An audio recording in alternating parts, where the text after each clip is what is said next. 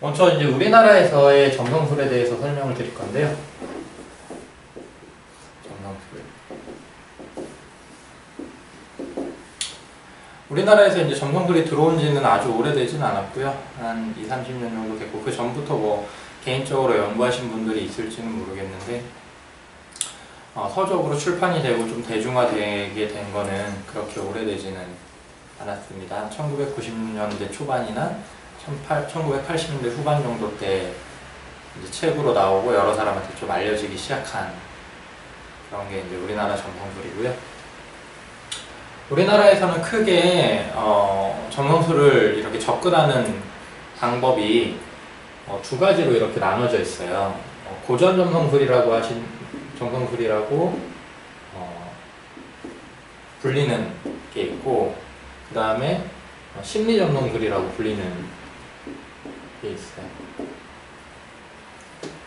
근데 이제 이런 구분이 외국에서도 존재하는데, 우리나라 같은 경우는 이 두 가지 접근 방식이 서로 상충되고 반대되는 접근 방식으로 좀 그렇게 알려져 있고, 사람들이 그렇게 접근을 해요. 즉, 고전 점성술을 공부하시는 분들은 심리 점성술은 신빙성이 없다. 심리 점성술을 공부하시는 분들은 고전 점성술이 너무 피상적인 거, 표면적인 거에만 집중을 한다. 이런 식으로 이제 서로를 대립상으로 서로를 보기는데요. 외국에서는 좀 이런 형태의 구분이 아니고, 외국에서도 이제 중세 점성술이라던가 어떤 그런 고전 점성술이라는 타이틀의 이름이 있는데요. 이게 어떻게 나오게 된 거냐면, 점성술의 역사에 대해서 좀 알 필요가 있어요. 이 점성술이라는 게 엄청나게 오래전부터 인류가 하늘을 이제 관측을 하고, 시간의 흐름을 알기 위해서는 당연히 하늘을 관측할 수밖에 없거든요. 해가 떠 있는 동안은 우리가 낮이고, 또 달이 떠 있는 동안은 밤이고, 그다음에 달의 모양도 계속 바뀌어가고, 뭔가 그거에 따라서 한 달이 결정이 되고, 또 이게 더 발전해서 1년이 결정이 되고, 또 농경사에 들어오면서 이제 식물을 키워야 되는데 직접, 그때는 이제 시기가 되게 중요하거든요. 그런 시간을 알기 위해서는 꼭 천체적인 운행을 살필 수밖에 없었어요. 굉장히 오래전부터 이제 이 하늘을 바라보면서 사람은 살았는데, 이 하늘의 천체의 운행이 단순히 하늘만 움직이는 게 아니라 이 땅한테도 영향이 있다라는 것들을 발견하게 됩니다. 당연하죠. 우리가 이제 여름이 되면은 덥고, 겨울이 되면 춥고, 뭐 이렇듯이 밤에는 뭐 어둡고, 낮에는 밝고, 이렇듯이 단순히 하늘에 있는 떠 있는 행성들이 하늘에만 영향을 끼치는 게 아니잖아요. 그게 이제 기후라던가 여러 가지 현상들로 땅에 영향을 끼치는데요. 그런 것들을 더욱더 이제 디테일하게 발전시켜 나가고 연구해 나간 것들이 점성술이라고 생각하시면 돼요. 그런 것들이 이제 본격적으로 된 것이 바빌론 지방, 칼데아 지방이라고도 불리는데, 이 지방에서 한 3000년경 전, 2500년에서 3000년경 전부터 여기에서 이제 그런 것들이 본격적으로 연구가 됐었다라는 그런 출토품, 역사적 유물, 이런 것들이 나오게 됐고요. 이것이 이제 그 그리스 지방이라던가 또는 이집트 지방하고 연관이 되면서, 또 그 알렉산더 대왕이 여기를 탁 통일을 하면서 헬레니즘 시대를 열었잖아요. 그러면서 이제 여기가 통폐합되면서 이런 것들이 융화되면서 또 그 점성술 지식이 발전을 해요. 헬레니즘. 그리고 이것이 이제 그리스 로마 어떤 시대로 또 넘어가가지고 또 여기서 점성술이 발전을 하고, 그런데 그리스 로마 시대 이후로 한 1000년 동안 그 크리스트교가 유럽을 지배하면서 점성술이 자취를 감추게 돼요. 그러면서 이 기간 동안에는 이제 점성술이 그 아랍 지방, 그 이슬람 지방으로 넘어가서, 이슬람 문화 쪽으로 넘어가서 거기에서 이제 발전을 합니다. 1000년 동안은. 그리고 이제 1000년이 지나고 다시 르네상스가 이제 나타나면서 그 르네상스 시대 때 점성술이 재조명을 받게 돼서, 그 유럽에서 이제 르네상스 시대 이후에 또 점성술이 알려지게 되고 발전하게 되거든요. 그럼 여기까지 바빌론에서 칼데아부터 이 르네상스 시대까지의 발달된, 여기 이슬람 문화에서 발달된 것까지 다 포함해서요. 요런 정도를 이제 고전이라던가 또는 중세, 네, 점성술이다라고 얘기를 해요. 그런데 이제 이 르네상스 시대 때 발달을 한 후에 다시 이제 유럽에서는 과학혁명이라는 게 진행이 되면서 이 미신이 아니냐 점성술은, 그러면서 이게 터부시가 돼요. 또는 그냥 아주 재미라든가 가십거리로만 활용이 되어지는 그런 세태가 발생을 합니다. 그래서 또 몇백 년간 또 흐름이 또 끊겨요. 그러다가 1900년도 초에 다시 이제 재조명을 받기 시작하거든요. 포스트모더니즘 사료에 또 맞춰가지고 그 점성술 자체가 재조명을 받기 시작합니다. 그러면 1900년도 이후에 여러 알렌 레오라든가 여러 가지 이제 유명한 점성가들이 나와서 독자적으로 기존의 점성학을 공부하고 또 자신의 이론을 덧붙이고 하면서 이게 현대적으로 이제 점성술이 발달을 하게 되거든요. 그러면은 외국에서 중세나 고전을 얘기하는 건 이 기간 동안의 점성술을 얘기하는 거고요. 그 다음에 현대의 대다수의 외국에 있는 점성가들은 이 고전이나 중세의 어떤 점성술적인 기법이나 지식뿐만 아니라 1900년도 이후에 발달한 현대적인 점성가들의 어떤 지식이나 기법을 다 활용하는 형태로 지금 외국은 진행을 하고 있어요. 그러니까 이게 연장선 같은 거죠. 과거, 현재, 미래의 어떤 그냥 연장선 같은 형태인데, 우리나라는 특이하게 이 두 개를 완전히 구분시키는 식으로 갑니다. 요거를 바빌론부터 요 르네상스 시대까지의 그 중세 고전 점성술이라고 딱 못을 봤고요. 그다음에 1900년도 이후에 여러 점성가들이 발달시킨 또 연구한 기법들을 또 심리 점성술이라고 못을 박아요. 또 두 개는 전혀 상관이 없거나 다른 이론이다 라는 식으로 이제 접근을 하기 시작을 합니다. 그래서 서로를 이제 좀 약간 대립상으로 서로가 서로를 적대시하는 경우들도 있는데요. 근데 이제 그런 것보다는 어디에 좀 초점을 두고 어디를 중시하느냐라는 정도로 생각을 해요. 과거의 어떤 이런 전통적인 기법들을 중시하느냐, 또는 전통적인 기법을 더욱더 발전시켜서 개인적인 어떤 연구의 노력들을 더 덧붙인 현대 점성가의 어떤 걸 중시하느냐, 이런 거라고 생각합니다. 예를 들어서 이제 바둑을 좀 예를 들면, 바둑도 몇천 년 동안 발전되어 온 기회인데 당연히 그 바둑에도 여러 전술과 전략이 있을 거란 말이에요. 그러면 그런 그 성인들, 예전에 이제 바둑의 성인들이나 바둑을 하신 그 고수들이 발전해온 그런 기법에 내가 집중을 한다. 더 그거를 더 열심히 갈고 닦아서 그걸 완전히 깊이 있게 파겠다.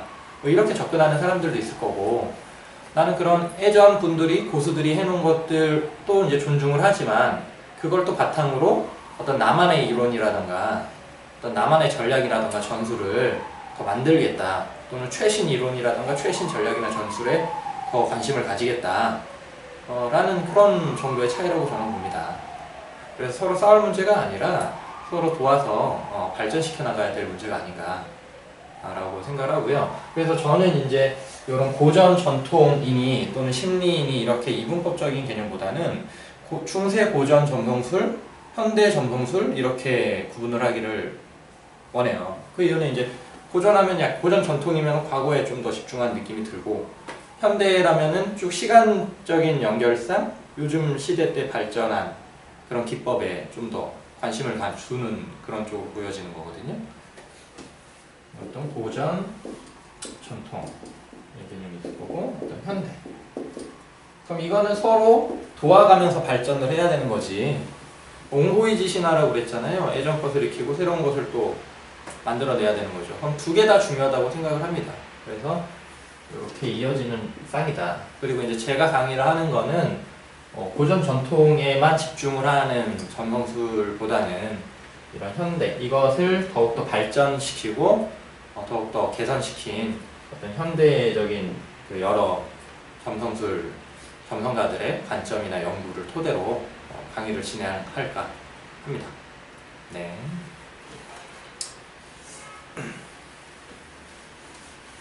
그러면 이게 이제 점성술의 역사를 간략하게 살펴본 거인데요.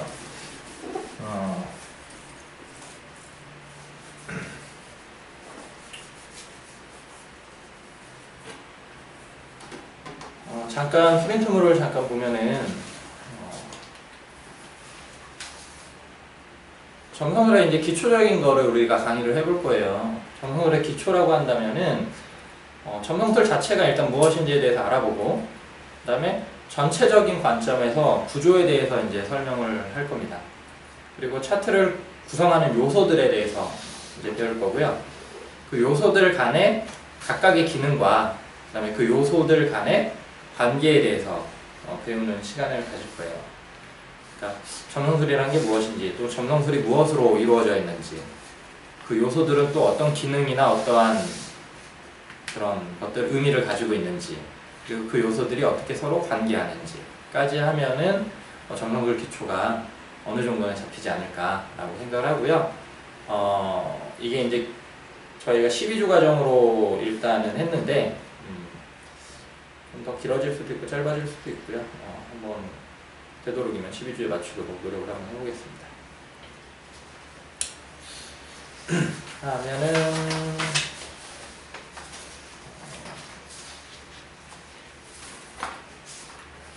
그럼 점성술에 대해서 다시 이제 좀 설명을 할게요. 점성술 자체가 무엇인가? 방금 전에 점성술에 대한 역사에 대해서 잠깐만 살펴봤고, 그다음에 우리나라에 이제 있는 점성술의 두 가지의 관점에 대해서 살펴봤습니다.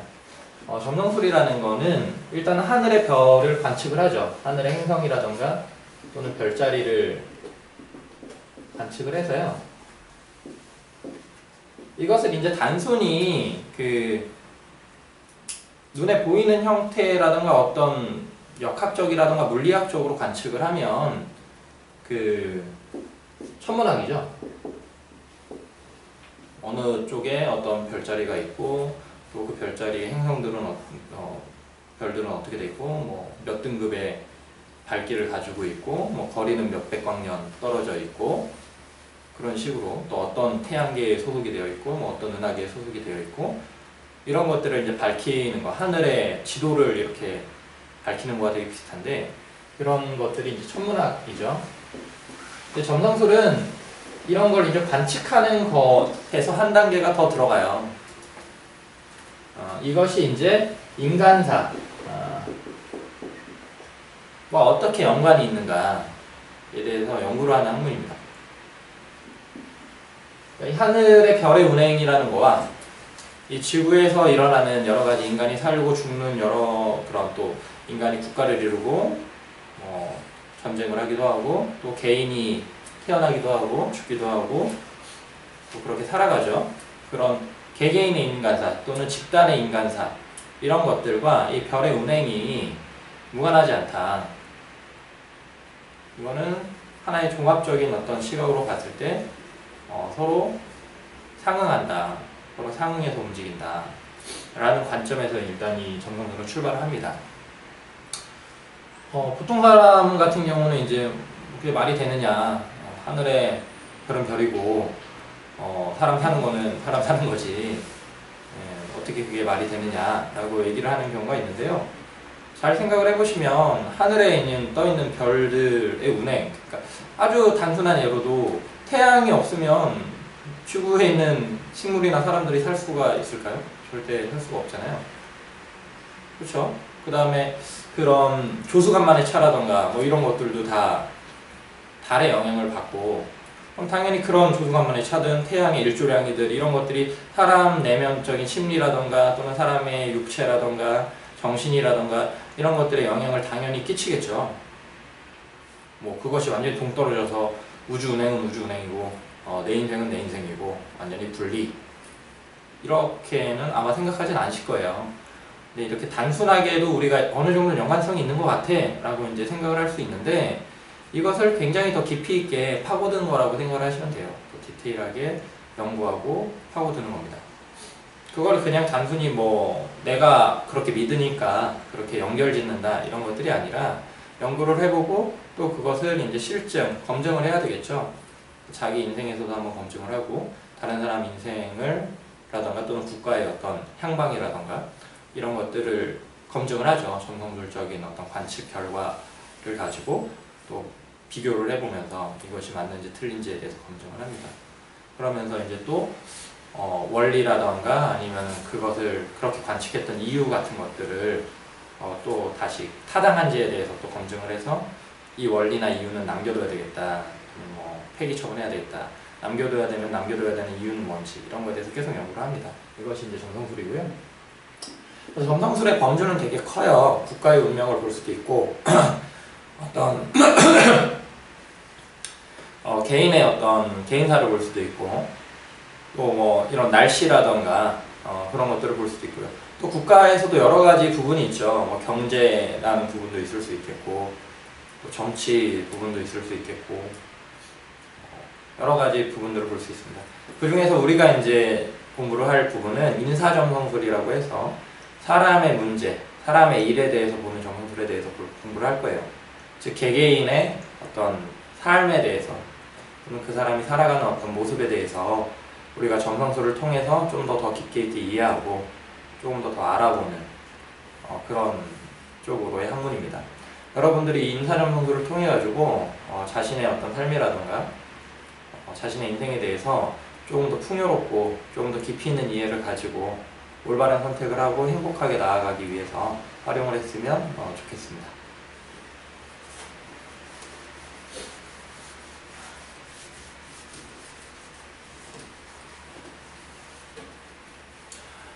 그러면은 이 점성술이라는 게 하늘을 관측한다 라는 걸 얘기를 했어요.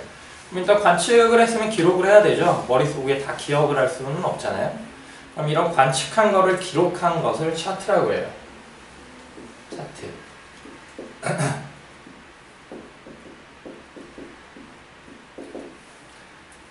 그리고 어떤 사람에 대해서 우리가 이제 보는 게 인사점성술이라고 얘기를 했죠. 그럼 그 사람에 관해서 보는데 그 사람을 이렇게 유심히 뚫어져라 쳐다보고 보는 게 아니고요. 하늘의 행성이라든가 별자리를 통해서 그 사람에 대해서 이제 보는 거죠. 그러면은 그 사람과 하늘의 별자리와 행성이 연관을 가지고 있어야 합니다. 그리고 그 사람을 중심적으로 나타내는 하나의 어떤 지표라던가 어떤 기준이 있어야 되고요. 그럼 그 사람을 나타내는 기준이 되는 차트가 있어요. 그런 걸 보고 이제 네이탈 차트라고 얘기를 합니다.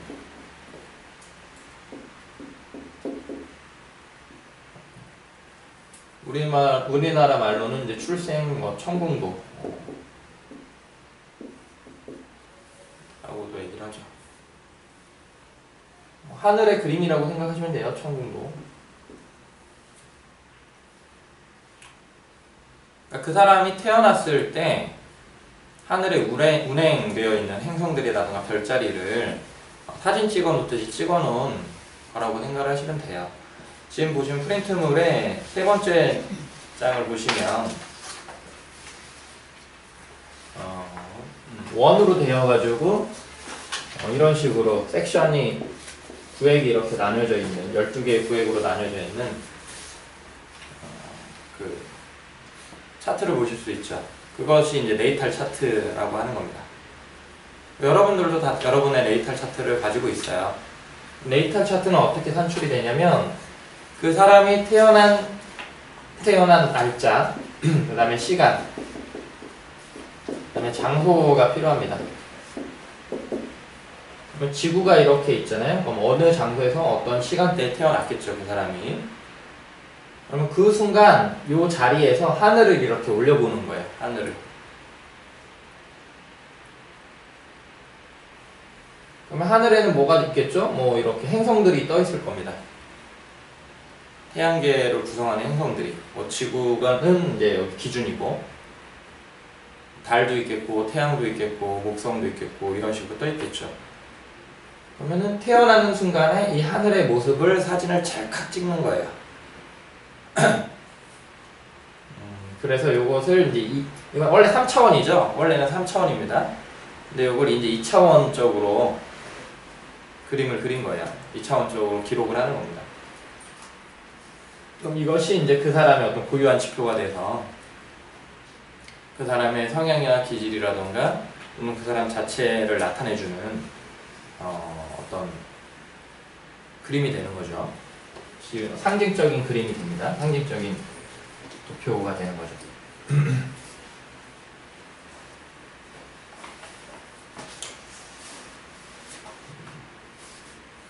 여러분들이 아셔야 될 게,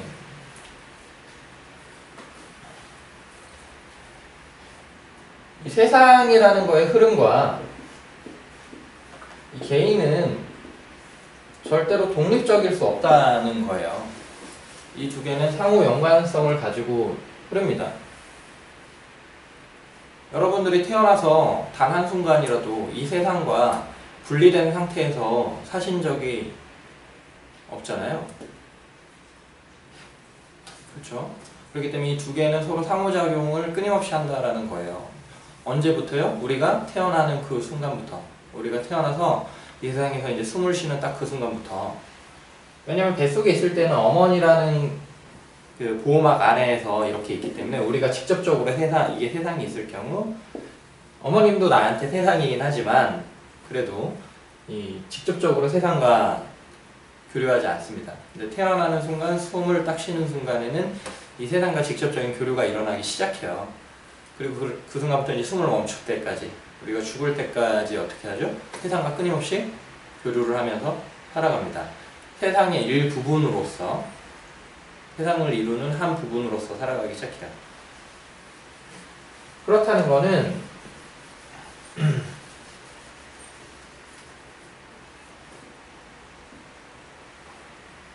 우리라는 거는 이 세상의 부분이라는 거죠. 그러면 세상을 구성하고 있는, 또는 세상을 움직이고 있는 어떤 여러 가지 요소라던가 힘이 있을 거예요. 그럼 이런 세상을 구성하고 세상을 움직이고 있는 요소나 힘으로 우리는 이루어질 수밖에 없습니다. 그러니까 세상을 구성하지 않는 요소와 세상을 움직이지 않는 힘으로 우리가 만들어졌을 리가 없잖아요. 그러면 이 세상이라고 하는 거는 보통 우리가 시간과 공간체라고 보죠. 시공 속에서 우리가 이제 사는데,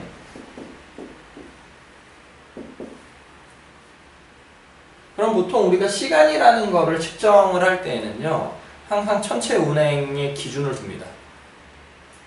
지구가 한 바퀴가 돌면은 하루고, 지구가 태양을 한 바퀴를 돌면은 1년이고, 달이 지구로 한 바퀴 돌면은 음력 한 달이고, 그렇죠? 이 공간은요, 기본적으로 이제 뭐 우리가 우주에 나갈 일이 없잖아요.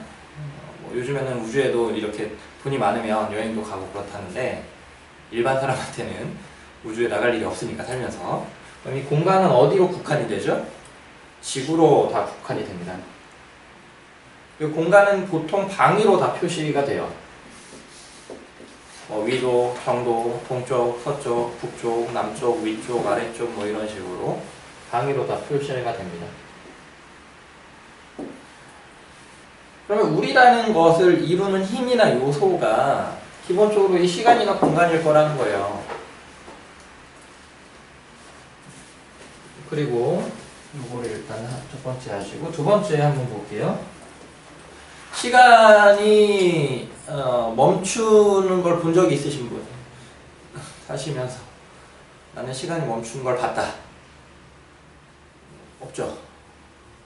아마 그런 걸 봤다는 사람이 아직까지 없는 거 보니까 누가 봤는데 남들한테 알려주기 싫어서 안 남겼을 수도 있긴 하겠지만, 제가 살아오면서 들었던 바로는 멈추는 거 본 사람 없는 것 같아요. 혹시 있으면 저한테 좀 알려주세요. 제가 틀렸을 테니까. 그럼 이 세상은 계속 어떻게 한다는 거죠? 시간이 움직인다는 겁니다. 시간이 계속 움직여요. 단 한순간도 멈추지 않습니다. 시간이 계속 움직인다는 것은 만물이 계속 변한다는 것과 같은 의미를 지닙니다. 그러니까 이 휴지가 지금 그대로, 여기 휴지가 있는데요. 이 휴지를 보면 이 휴지가 지금 그대로 있는 것 같이 보이는데 0.00001초가 지금도 지나고 있을 테고, 그 순간순간 이 휴지가 부식이 되든 뭔가 변화가 일어나고 있겠죠. 우리 눈에는 보이지가 않겠지만 이 세상은요 계속 그냥 변해요. 우리 부처님도 말씀하셨죠. 이 세상은 계속 그냥 변한다. 영원한 것은 없다. 그렇게 말씀을 하셨죠. 그런데 봅시다. 우리가 이제 살아가잖아요. 우리가 살아가는데 우리는 보통 나라고 얘기합니다. 나. 저는 윤국일이고요. 네. 여러분들은 여러분들의 또 이름이 있고 또 어떤 주체성이 있죠. 주체성이나 개체성. 나라고 얘기합니다. 근데 이 나라는 거 자체가 나라고 얘기하는 거 자체가 고정되어 있는 거예요. 잘 생각을 해보시면은 고정이 돼 있어야 되죠. 만약에 내가 계속 변해가면 지금 내가 나라고 하는 순간 또 나라고 얘기하면 다르죠. 방금 전에 했던 나랑 또 지금 하는 나가 다를 거 아니에요. 만약에 내가 계속 변해가고 있다면 우리는 방금 전에 나라고 얘기하든 지금 나라고 얘기하든 동일한 주체를 가리키고 있다라고 우리는 생각합니다. 머릿속에 상정하죠. 이 세상은 다 변해도 뭔가 동일하게 쟤는 이렇게 멈춰있어 라고 상정하면서 나라고 생각을 합니다. 누구나 다 그래요. 근데 부처님이 설법하는 게 이제 그것도 없다라고 얘기를 하는 건데 왜 그러냐면 제가 방금 나라고 했잖아요. 그럼 조금 있다가 제가 나라고 얘기합니다. 그럼 제 육체는 변해 있을까요? 안 변해 있을까요? 변해 있을 거고 제 정신도 변해 있을 거고 제 감정도 변해 있을 겁니다. 제 생명력, 남은 생명도 어떻게 됐을까요? 생명력도 변해 있었겠죠. 그러니까 방금 전 나랑 지금 나는 같은 나가 아니죠. 그러면은 제가 태어났을 때 나라고 얘기를 한다고 해도 지금 나도 같은 나가 아니죠. 다 나가 아닌 거예요. 원래는. 근데 우리는 이제 그렇게는 세상을 잘 살아가지 않고요. 일반적으로 나라는 기준을 상정하고 살아갑니다. 그럼 이 기준이 되는 나라는 개념이 있어요. 그럼 이걸 어디에다 잡아야 하는가? 10살 때 나를 나라고 해야 되는가? 20살 때 나를 나라고 해야 되는가? 5살 때 나를 나라고 해야 되는가? 이게 이제 헷갈려지기 시작을 해요. 명료하게 이제 점성술에서는 얘기를 하는데 태어났을 때 숨을 쉬는 그 순간에 나를 나라고 일단 고정을 한다. 핀셋 찍듯이 나라고 고정을 하는 겁니다. 그게 어떤 느낌이냐면 이 아이폰이 있는데 핸드폰이 공장에서 딱 완성품으로 출고가 되는 즉시가 있어요. 딱 분리되죠. 그러니까 완성품이랑 출고되기 전에는 이걸 막 조립하고 있는 상태잖아요. 그럼 조립할 때는 뭐 이렇게 변형을 가하기가 되게 좋죠. 근데 이게 딱 하고 이제 분리돼서 틱 나옵니다. 그 순간 이제 뭐죠? 이걸 아이폰이라고 부르는 거죠. 또는 이거 자체가 딱 구성이 된 거죠. 그럼 여기다가 이거 자체가 고장이 날 수도 있고 제가 사용을 하다가 이걸 깨트릴 수도 있고 또 시간이 지나면 계속 이게 부식되겠죠. 옛날 게 되고 트렌드에서 밀리고 뭐 이런 식으로 되는 겁니다. 그렇죠? 근데 우리는 이걸 뭘로 기억하죠? 처음 공장에서 나왔을 때의 아이폰으로 딱 기억을 해요. 처음 개별적으로 존재하게 되는 순간이 있어요. 이게 공장에서 조립될 때는 개별적인 하나의 사물이 아니었잖아요. 공장에서 딱 나오는 순간 그 즉시가 개별적인 사물이 됩니다. 당연히 그 이후에도요, 이 아이폰은 여러 가지 붙임을, 제 아이폰은 제 아이폰의 모습이 있을 거고, 이 아이폰이 다른 사람한테 가면 다른 사람 아이폰의 모습이 있겠죠. 그러니까 공장에서 나올 때 다 똑같을 텐데, 비슷했을 텐데, 이게 사람한테 다 가면서 변해요, 안 변해요? 변하죠. 근데 이거를 우리 다 뭐라고 불러요? 아이폰이라고 불러요. 공장에서 틱 나왔을 때 그 모습처럼. 제가 이걸 아무리 그 후에 데코레이션을 이상하게 붙이고 막 개조를 하더라도 그거는 아이폰을 개조한 거지 새로운 제품이 아니잖아요. 근데 공장에서 만들어지는 과정에서 다르게 만들어져 버렸어요. 중간에 아이폰처럼 만들다가 갤럭시 라인으로 가서 갤럭시로 얘가 탄생을 했어요. 그럼 이건 아이폰이 아니죠. 근데 이게 아이폰으로 나온 다음에 제가 아무리 변형을 가해도 이건 뭡니까? 아이폰에서 변형이 가해진 거가 돼버리는 겁니다. 그렇기 때문에 사람이 어머니랑 연결이 되어 있을 때는, 엄마랑 연결이 되어 있을 때는 이게 완전히 독립된 개별체가 아니에요. 자궁에서 나와서 숨을 딱 쉬는 순간 독립된 개별체가 되고 숨 쉬는 행위 자체는 이 세상과 내가 연결된다는 거예요. 그러니까 나도 이렇게 분리되어 있고 이 세상도 나랑 분리되어 있는 것처럼 보이지만 우리는 계속 숨을 쉬어야 됩니까? 안 쉬어야 됩니까? 쉬어야지만 살 수 있죠. 즉 연결되어 있다는 거예요. 연결되어 있다는 증거가 숨이에요. 숨을 딱 쉬는 순간부터 이제 독립된 개별체이기도 하면서 그걸 이제 증명하는 거죠. 넌 독립된 개별체야. 그러면서도 이제 독립된 개별체로 이 개체성으로 이 세상과 호흡하면서 함께 살아가야 돼. 라는 것들을 얘기해주고 있는 겁니다. 그럼 이 순간을 우리는 보통 나라고 이제 이렇게 핀셋 꽂듯이 딱 해놔요. 당연히 이 나도 계속 변해가는 나지만, 그러니까 이 핸드폰이 공략에서 딱 나오는 순간부터 계속 변해가죠. 그래서 그 순간의 모습을 간직하고 있긴 하지만 계속 그 모습은 없죠. 변해가죠. 하지만 우린 그걸 떠올리면서 아이폰이라고 얘기를 합니다. 계속. 여러분도 똑같이 나는 순간의 그 모습을 나라고 생각하고 살아요. 나 하면 이걸 그냥 떠올리고 그쪽으로 가야 될 것 같은 겁니다. 요것이 이제 요건 거고, 그럼 이 나는 뭘로 구성이 되어 있다고요?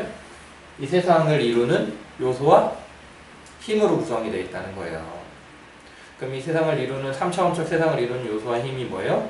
시간과 공간이라는 힘으로 구성이 되어 있는데, 기본적으로 시간은 천체 운행에서 벗어날 수가 없어요.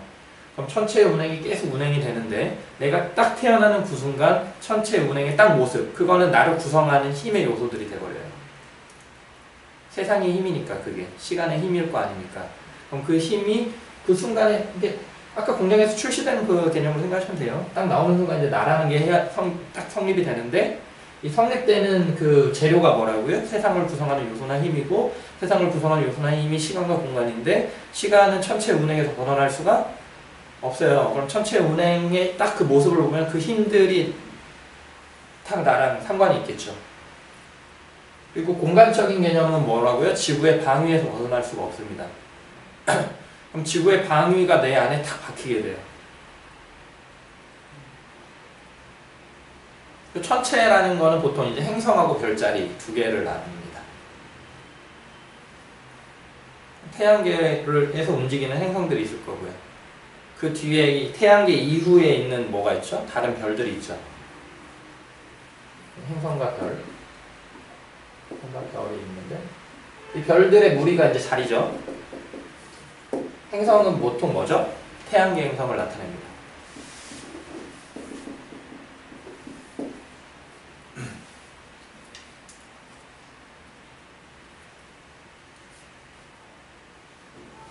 이게 하늘의 모습일 거고요. 그렇죠? 태양계 행성이 있겠고, 그 배경에 뭐가 있어요? 별자리들이 쫙 있어요. 그러면 하늘의 모습이나 하늘의 딱 시간의 모습이라는 건 이 두 개를 합쳐놓은 거겠죠. 행성과 별자리. 땅의 모습이라는 건 뭐겠어요? 방위예요, 방위. 지구에서 내가 이제 여기서 태어났으면 이 지구에서의 나를 기점으로 어떤 여러 가지 방위가 설정될 거 아니에요. 내가 태어난 곳에서 왼쪽에 있을 거고, 오른쪽에 있을 거고, 위가 있을 거고, 아래가 있을 거라는 겁니다. 그러면은 세 개가 나오는 거예요. 행성과 별자리와 방위. 이것이 점성수를 이루는 가장 기본 요소 세 요소입니다. 행성, 별자리, 그 다음에 요거를 하우스라고 그래요. 집. 행성, 별자리, 집. 어떤 이제 점성수를 여러분들이 공부를 하더라도 이 세 개밖에 없어요. 기본 요소는. 행성, 별자리, 집. 행성, 별자리, 집. 요 세 개의 상관관계입니다. 그러면은 요거는 보통 뭘 나타낸다고요? 시간을 나타낼 거고, 요거는 뭘 나타낼까요? 공간을 나타내는 겁니다.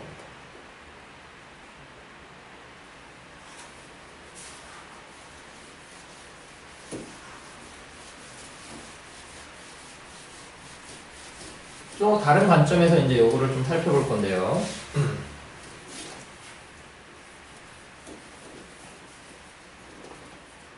어떤 사람에 대해서 볼 때에는 항상 그 기준점을 정해야 됩니다. 뭐든지 우리가 뭐를 볼 거면 그것을 주로 보죠. 그게 주가 되고, 그 외에는 이게 기준점이 되고, 이 기준점 외에는 이제 다른 어떤 대상들이 되는 거죠. 객이 되죠. 객체. 우리가 사람을 볼 때는 그 사람을 기준 삼아야 될 거 아니에요? 그 기준이 되는 걸 뭐라고 한다고요? 네이탈 차트라고 얘기한다. 그리고 이 네이탈 차트는 그 사람이 태어났을 때 숨을 딱 내쉬는 순간에 그 행성들이나 별자리 또는 이 지구의 방위의 모습이다. 그 사람이 주니까 그 사람 입장에서 해야 될 거 아니에요? 그렇죠? 그 사람이 태어난 장소, 태어난 곳에서인 거죠. 만약에 내가 국가를 보고 싶다. 그럼 그 국가가 주가 되는 거죠. 보통. 그래서 그 국가를 주 삼는 어떤 기준점이 필요하죠. 국가 차트가 이제 나오는 겁니다. 국가 탄생 차트 같은 겁니다. 그 국가가 처음 성립됐을 때 그 시간과 그 수도와 시점. 보통 수도가 이제 국가의 중심이잖아요. 그리고 탄생 시기가 있겠죠. 국가를 정립시킨 시기. 공표하는 모든 사람한테 우리나라는 이런 나라를 만듭니다. 뭐 이런 나라 이제 생깁니다. 이렇게 공표하잖아요. 그게 이제 국가 차트 중심이 돼요. 뭐 내가 기업을 차린다라고 그러면 기업을 운영하다가 외부로 알리는 게 있겠죠. 보통 사업자 등록증 신청하러 갈 때 있겠죠.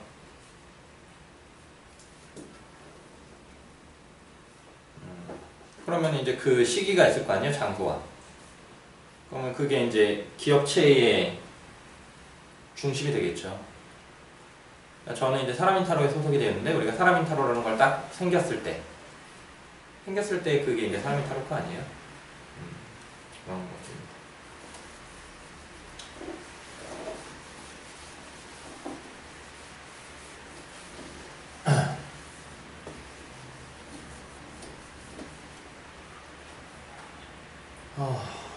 볼게요. 또 다른 거를.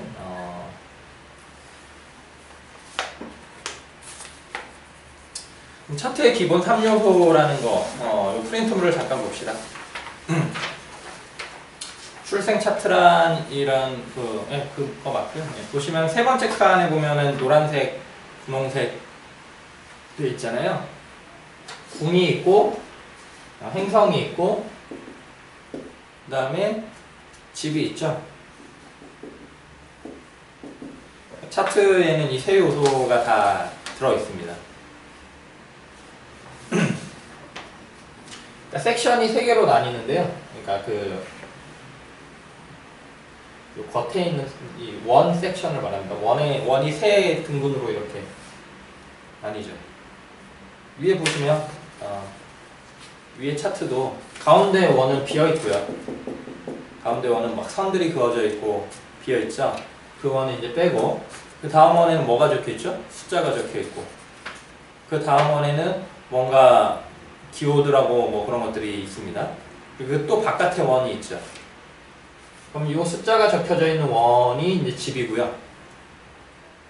이 숫자 요 중간에 있는 원이 행성이고, 맨 끝에 외곽에 있는 게 뭐겠어요? 궁입니다.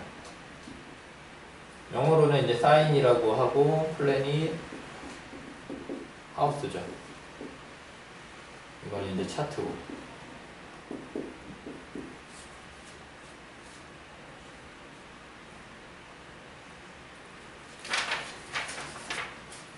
네이탈 차트를 보는 거. 원래는 이제 모든 차트를 볼 때요. 그 차트를 기본 원리는 이 세 개밖에 없고, 그 다음에 이 각각의 어떤 뜻하는 의미라던가 기능이 있겠죠. 그 의미나 기능에서 그 본질적으로 이제 깊이 있게 그걸 연구를 하면은 어떤 차트를 보든지 간에 그 본질적인 의미에서 벗어나지 않습니다. 근데 이제 그 본질적인 의미를 그 용도에 맞게 변형시킬 뿐이죠. 그래서 이제 뭐 네이탈 차트를 보든 나중에 뭐 여러 가지 기법들이 있거든요. 뭐 솔라 리턴이라던가 포럴이라던가 트랜지시라던가 프로그레션이라던가 뭐 여러 가지 기법들이 있습니다. 그것도 다 차트거든요. 쉽게 얘기하면 하나하나 다 차트입니다. 그러니까 지금 기준이 되는 차트는 네이탈 차트라고 그러고, 지금 움직이고 있는 이 세상의 흐름이 있을 거 아니에요. 이 세상의 흐름을 보는 차트를 트렌지 차트라고 그러고, 나라는 사람 태어나서 계속 변해요, 안 변해요? 계속 변하죠. 나라는 사람이 계속 변해가는 모습을 나타내는 차트를 프로그레션 차트라고 부르고, 그 다음에 1년 1년 한 해가 돌아오죠. 우리 1년에 새로운 마음으로 한 해를 보내요, 안 보내요? 보내죠. 그런 식으로 1년 1년 나한테 한 해씩 한 해씩 돌아오는데 그 1년 1년 한 해씩 한 해씩 돌아올 때 내가 어떤 마음으로 이 해를 보낼까? 이 어떤 그런 마음가짐이라든가 그런 에너지가 있을 거 아니에요? 그것을 이제 솔라 리턴이라고 그러고 그것도 차트예요 다. 그럼 다 차트입니다. 그러면은 뭐 네이탈 차트를 처음부터 끝까지 다시 공부해야 되고 뭐 트렌지 차트를 처음부터 끝까지 다 다시 공부해야 되고 프로그레션 차트를 처음부터 끝까지 다 다시 공부해야 되고 그러면 엄청 힘들겠죠. 어느 세월에 다 합니까? 근데 이 모든 차트들에 쓰이는 기본적인 요소는 동일하단 말이에요. 어떤 차트를 다 가지고 오더라도 딱 세 요소밖에 없습니다. 행성하고 궁하고 집, 이 세 요소밖에 없어요. 그럼 이 각각의 요소를 되게 깊이 있게 연구하고 깊이 있게 보는 게 중요하죠. 그리고 그것들이 이제 나라는 기준에서 사용될 때에는 네이탈 차트인 거고 이 세상에 그냥 지금 흘러가는 흐름에서 사용될 때는 트랜지션 거고 약간씩 이제 그 용도에 맞춰서 의미가 각색이 되거나 파생되거나 변화되겠죠. 그런 걸 이제 좀 이렇게 연습을 하는 거죠. 나중에는 처음에는 하나하나 요소에 대해서 이렇게 기본적인 걸 배우고 또 그렇게 각색되고 변형되는 것들을 이제 또 공부하면서 또 다시 깊이가 깊어지고 항상 공부가 저희가 이제 그 공부를 나름 개인적으로 해보니까 두 가지가 같이 병행이 돼요. 그러니까 다양성과 깊이가 동시에 발달합니다. 약간의 우선순위는 있어요. 깊이가 먼저 가고 다양성이 온다던가 다양성이 먼저 가고 깊이가 오는 경우는 있는데 이렇게 예를 들어 이런 게 이제 공부의 깊이라고 이게 깊이고 요게 요 넓이가 다양성이라고 치면은 공부가 성장을 하면은 요 다양성이 더 커지고 깊이가 깊어져요. 또 성장하면 이게 더 커지고 깊이가 깊어집니다. 근데 사람의 이제 기질이나 성향이 좀 있기 때문에요. 이 다양성을 추구하고 다양성을 좋아하는 기질들이 있고 깊이를 추구하고 깊이를 좋아하는 기질들이 있어요. 근데 다양성만 추구한다고 해서요. 이 다양성이 늘어나질 않아요. 어느 순간부터. 그러면은 깊이를 추구할 수밖에 없어요. 그래야 다양성이 늘어나요. 똑같아요. 깊이를 추구한다고 하더라도요. 어느 순간부터는 깊이가 한계가 다다르게 됩니다. 그럼 그것에 해답으로 다양성을 추구해야 돼요. 꼭 다양성이 너무 좋아요 해서 추구하는 게 아니고요. 같이 갑니다. 싸움으로. 그래서 차트, 그러니까 여러 공부를 하실 때 여러분들이 다양한 타로를 예를 들면 다양한 덱을 내가 공부하고 싶다. 다양성이고요. 다양한 사람을 상담하고 싶다. 다양성이에요. 근데 그렇게 한다고 해서 타로의 깊이가 보장이 되지를 않아요. 그것도 되게 중요한 접근인데 그것만 한다고 해서 깊이가 깊어지지 않습니다. 그럼 깊이만 더 엄청 판다고 해서 내가 다양한 사람들을 상담을 해주고 다양한 카드를 잘 다룰 수 있느냐 이건 또 아니에요. 아까 말했다시피 기호가 있기 때문에 둘 중에 하나 선택해서 보통 출발을 하는데 결국은 둘 다 같이 가야 됩니다. 차트를 공부할 때에도 다양한 차트라든가 다양한 기법이 있어요. 이거는 다양한 사안에 대해서 답을 주기 위해서 또는 그것에 대해서 더 다양하게 이해하기 위해서 나온 여러 가지 것들이거든요. 그럼 이렇게 다양한 것들을 공부하는 것도 의미가 있습니다. 근데 그것만 공부한다고 해서 깊이 있는 상담을 할 수가 없어요. 그럼 내가 되게 중요하다고 생각하는 본질이 되고 기본이 되는 몇 개만 엄청 깊이 있게 판다. 그러면은 깊이는 좀 깊어질 수 있지만 이것도 한계에 부닥치고 깊이만 깊고 다양적이지 않겠죠. 그렇게 생각을 하시면 됩니다. 근데 이제 제 기질은 좀 이렇게 중요하다고 생각하는 걸 파는 걸 좋아해요. 그러니까 뭔가 여러 개를 많이 머릿속에 집어넣으면은 어지럽고 좀 머리가 잘 안 굴러가요. 그래서 이게 제일 본질적이고 중요한 것 같더라 싶은 거 몇 개 집어넣고 계속 생각을 하고 공부를 합니다. 그러다가 이제 거기에서 이제 막히면은 이제 좀 딴 거에 시선을 돌리기도 하고 그러다가 또 이제 딴 거 시선 돌려서 조금 개운해졌어요. 그럼 또 디립다 몇 개만 또 이제 팝니다. 그러다가 또 이제 또 답답하다 싶으면은 또 딴 거 시선 돌리고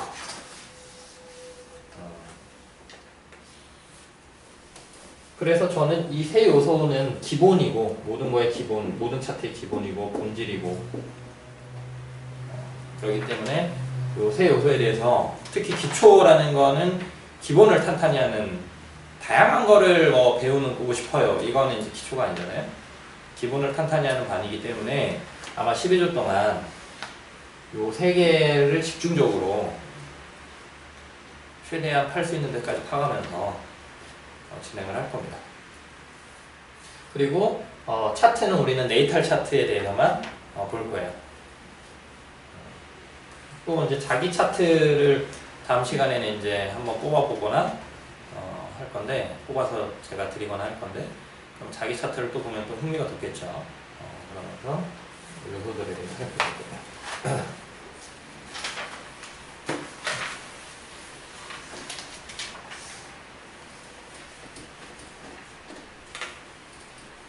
이 요소들에 대한 상관관계에 대해서 이제 얘기를 할 건데, 잠깐 10분 쉬었다가 하도록 하겠습니다.